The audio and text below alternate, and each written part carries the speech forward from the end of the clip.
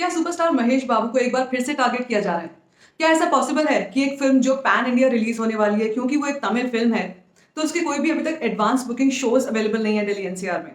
और आपके YouTube recommendations, video recommendations और साथ में बहुत सारे शाउट आउट्स, ये सब होगा आज के वीडियो में। तो वीडियो को एंड तक देखना, और अगर अभी तक चैनल को सब्सक्राइब नहीं किया है तो सब्सक्राइब कर लेना। मैंने रिसेंटली एक आर्टिकल पढ़ा जिसमें सुपरस्टार महेश बाबू की जो फिल्म आई थी सरकारू वारीपाटा, इसके बारे में काफी सारी बातें बोली गई हैं। हालांकि फिल्म ओटीटी पे रिलीज हो गई है, लेकिन इसके बारे में और आने वाली फिल्म त्रिविक्रम जिसको डायरेक्ट करेंगे उसके बारे में भी कुछ बातें बोली जा रही हैं कि क्योंकि एसवीपी इतनी बड़ी हिट नहीं थी, तो पता नहीं है कि त्रिविक्रम की जो फिल्म आएगी यानी एसएसएमबी 28, जिसका अभी टाइटल अनाउंस नहीं हुआ है, ये फिल्म पता नहीं किस तरह की हो। जहां तक मुझे लगता है ये सिर्फ और सिर्फ एक और कॉन्स्पिरेसी है सुपरस्टार महेश बाबू के खिलाफ, क्योंकि उन्होंने वो जो कमेंट दिया था बॉलीवुड के लिए, उसके बाद से कई ऐसी कोशिशें की जा रही हैं कि उनको एक गलत लाइट में दिखाया जाए। एक उनकी फिल्मों के बारे में ये बताया जा रहा है कि ये फिल्म इतनी अच्छी नहीं है, या एक बड़ी मीडियम बड़ी एवरेज फिल्म है, जबकि फिल्म ने बहुत अच्छा बिजनेस किया है। और जैसा उन्होंने कहा था कि वो तेलुगु इंडस्ट्री के बहुत बड़े स्टार हैं और वहां से उनको बहुत ज्यादा फेम और प्यार मिल चुका है, तो वो बॉलीवुड की तरफ नहीं आना चाहते। It's as simple as that. लेकिन बॉलीवुड से ये बात शायद हजम नहीं हो रही है,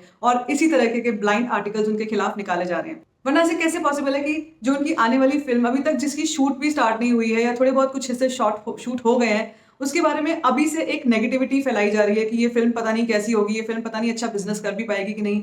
I think this all is part of the conspiracy जो बॉलीवुड ऑलरेडी कई एक्टर्स के खिलाफ कर रहा है, साउथ एक्टर्स के खिलाफ। और इसी के चलते हम ये देख रहे हैं कि रॉकेटरी फिल्म रिलीज होने वाली है, 1 जुलाई को रिलीज होने वाली है, लेकिन अभी तक आज 29 जून है, अभी तक इसका कोई भी एडवांस बुकिंग शो अवेलेबल ही नहीं है दिल्ली एनसीआर में। मैं कई बार चेक कर चुकी हूँ क्योंकि मुझे ये फिल्म देखनी है, तो मुझे कहीं पर भी इसके शोज नहीं मिल रहे हैं दिल्ली एनसीआर में। How strange is that? और इट कुड बी सोची समझी चाल, क्योंकि काफी सारे शोज कैंसिल तक हो गए हैं। सो जो हम बात कर रहे थे बॉयकॉट वाली, वो चीज काफी हद तक होती हुई दिखाई दे रही है। और इसी के चलते हम लोगों ने देखा है कि पिछले टाइम में 777 चार्ली और विक्रम ने सबसे कम प्रमोशंस होते हुए भी बहुत ही अच्छा बिजनेस किया है, लोगों के दिलों पर राज किया है, और फिल्म्स बहुत अच्छी चली हैं। इसके चलते जो एक सटल कॉन्स्पिरेसी जिसकी मैं बात करती हूँ आपसे, वो बॉलीवुड की तरफ से हो रही है कि विक्रम के टाइम पे भी हमने देखा था कि शोज अवेलेबल नहीं थे, लेकिन क्योंकि पॉपुलर डिमांड इतनी थी, लोग इतना पसंद कर रहे थे इन मूवीज को, 777 चार्ली तक को, कि इनके शोज बढ़ाने पड़े, और बाकी जो पृथ्वीराज वगैरह के शोज थे वो सब कैंसिल हो गए। और यही होने वाला है जुग जुग जियो के साथ भी। काफी सारे शोज जुग जुग जियो के कैंसिल हो चुके हैं ऑलरेडी,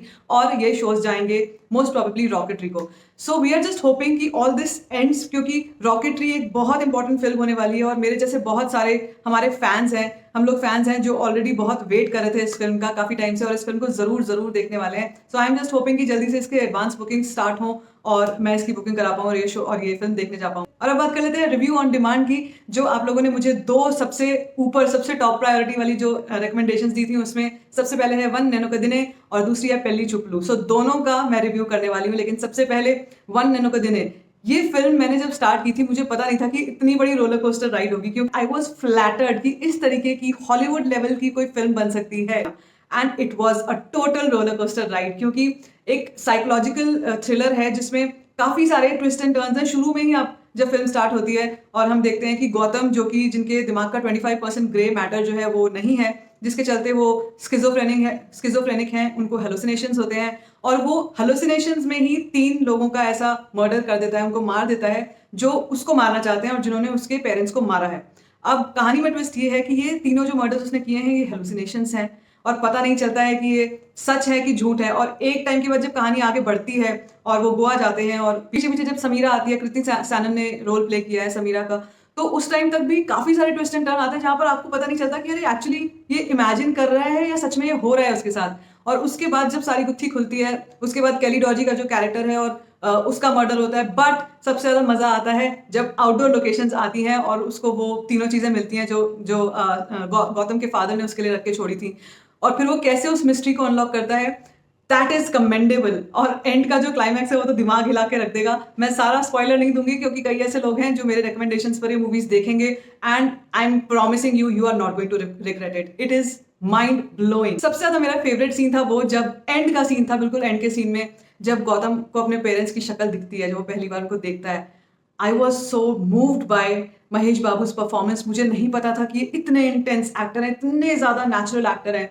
मतलब रुला दिया था ऑलमोस्ट उस सीन में, क्योंकि वो सीन आपको बहुत ज्यादा होल्ड करके रखता है आपके बाद में, मतलब सीन खत्म होने के बाद भी आपके साथ रहता है, क्योंकि he has just given himself in that. I'm so flattered after this. Plus जब वो गोल्डन राइस वाला मोमेंट आता है, वो सब रिवील होता है, पता चलता है, दैट इज अमेजिंग। और जो वो एक जिस तरीके से वो अपने घर का रास्ता ढूंढता है एक राइम के थ्रू, एक इंग्लिश राइम के through, that is amazing amazing. मजा आ गया उस चीज को।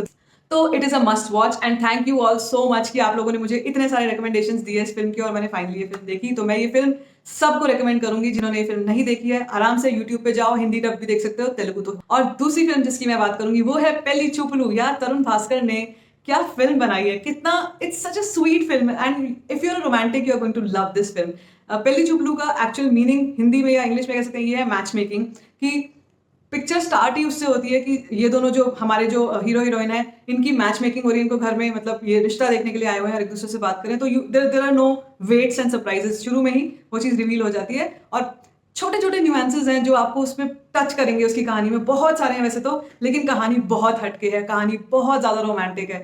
बहुत मज़ा आएगा देखने में। अगर आप प्लान कर रहे हो कि अगर आप आराम से किसी टाइम संडे बिंज करो या बैठ के कोई ऐसी लाइट हार्टेड सी मूवी देखना चाहते हो, लेकिन जिसमें बहुत अच्छा एक मैसेज है और साथ में कहानी बहुत अच्छी है, तो इस फिल्म को मैं रेकमेंड करूंगी। मेरा मोस्ट फेवरेट सीन था वो वाला कॉल सेंटर वाला जो शुरू में ही था। आई थिंक वो scene is the best scene, जिसमें पता चलता है उसका फोन नंबर और उसको पता चलता है कि उसकी गर्लफ्रेंड है फाइनली, कि उसकी गर्लफ्रेंड किसी और के साथ मूवी देखने जाने वाली है।